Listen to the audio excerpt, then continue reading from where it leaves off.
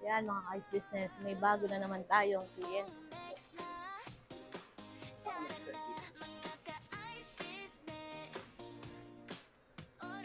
Ito naman sila Ma'am. Kaninang umaga pa sila from Lumban, Laguna. Mga ka-ice business. Tingnan nyo.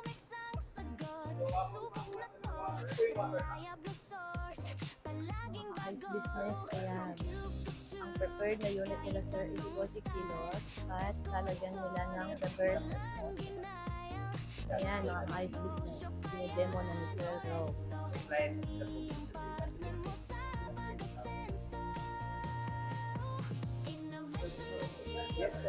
40 kg ang gusto nila sir. Sasamahan nila ng RO 400 gallons per day.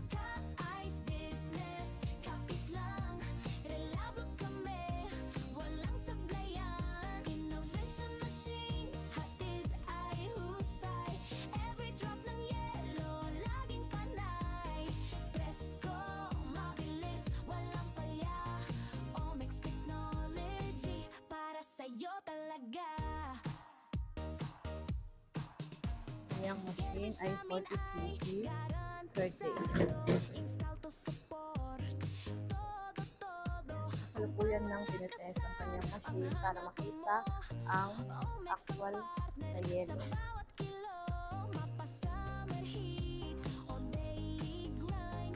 Reverse osmosis 400 gallons per day.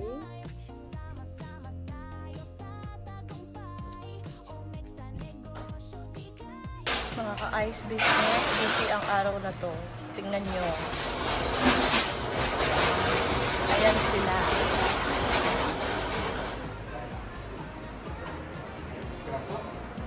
Yung 40 kg cube ice machine. Ang reverse osmosis.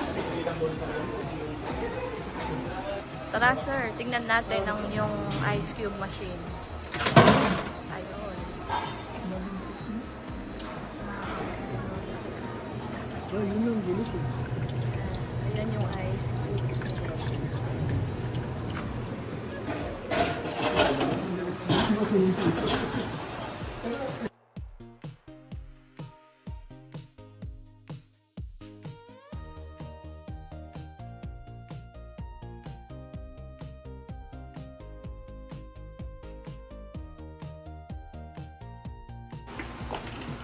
Client natin, nag-avail siya ng reverse osmosis at kasalukuyan na siyang ina-assemble.